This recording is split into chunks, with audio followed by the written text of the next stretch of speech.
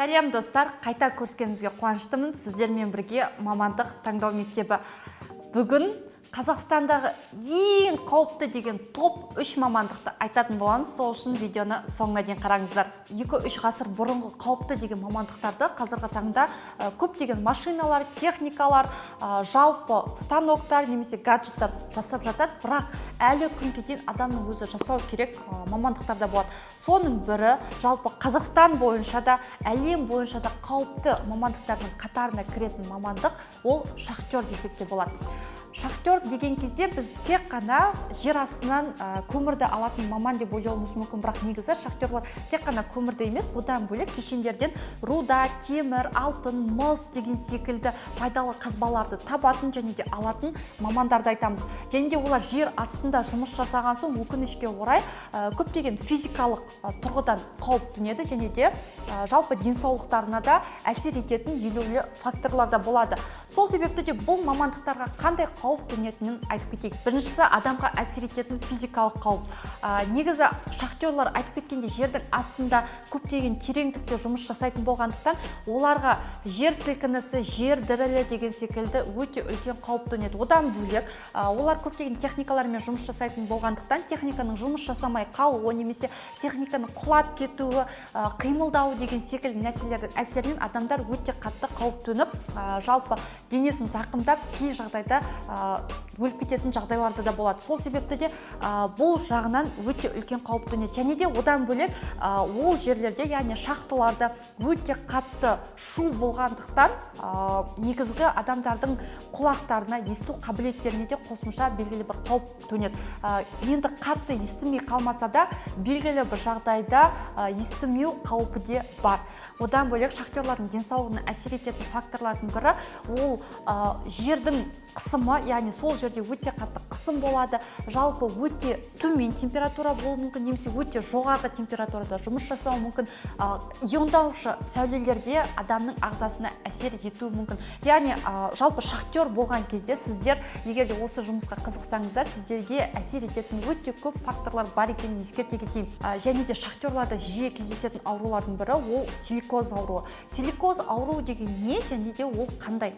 Негізі шахтерлар жер астында жұмыс жасаған соң үнемі құмды және де шаңды жұтуға тура келеді. Яғни қалай болғанда да қауіпсіздік шарасын сақтанып жүргенмен де дәл сол шахтада жұмыс жасаған соң сол ауамен демалады және де соған байланысты ол құмды өкпесі толып қалады. Соған байланысты осындай силикоз ауруы пайда болады. Силикоз ауруы деген жалпы не? Ол негізі жалпы шаңның құрамында силициум бар. Яғни силициум деген негізі құмның құрамында кездесетін химиялық элемент.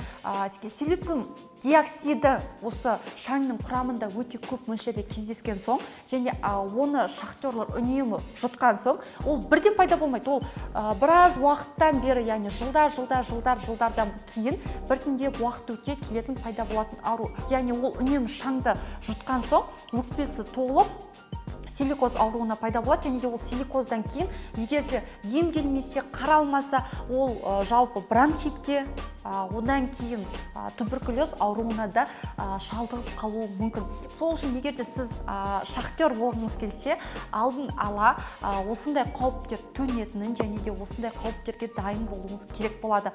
Негізі әрине қауіпті мамандықтардың негізгі табысы әлдеқайда жоғары, өйткені оларға қаупіне және де жалпы денсаулығына әсер ететін факторлар болған соң қосымша бонустар, қосымша айлығына қосып беретін ақшалары беріледі. Бірақ енді қанша жоғарғы табыс дегенмен де, егер де сіз өзіңіздің денсаулығыңызға қарамасаңыз, өкінішке орай 50-60 жасамай ертеректе қаза болып кететін немесе белгілі бір денеңізді жарақаттап қалатын кездерде болып қалады. Сол үшін енді таңдау өзіңіздің еркіңізде, бірақ біздің міндет негізгі бұл мамандықтың қаупі бар екенін айту. Екінші қауіпті мамандық өрт сөндірушілер. Төтенше жағдай орын алғанда ең бірінші болып баратын, көмектесетін өрт сөндірушілер мен құтқарушылардың жалпы халық үшін жасап жатқан еңбектері өте орасан және де олар тек қана адамды құтқарып қана емес, өздерінің өмірінде қауіпке төндіреді. Және де негізі әрине оларды белгілі бір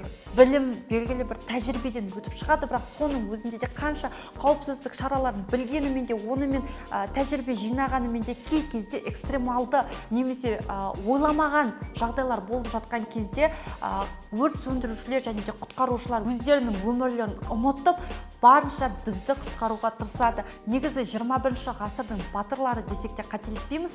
Әрине өте мықты мамандық, бірақ өкінішке орай қауіпті мамандықтардың қатарына кіреді. Себебі бірінші, екінші, үшінші, төртінші стадиядағы ожог, яғни күйікке шалыну мүмкін, немесе белгілі бір жағдайда белгілі бір дене мүшесінен айырылып қалу мүмкін, немесе өзінің өміріне қоштасып кетуі де мүмкін. Және де егер де сіз өрт сөндіруші болғыңыз келсе, әрине халық үшін өте үлкен ықпалыңыз болады, көптеген адамдарға көмек көрсетесіз.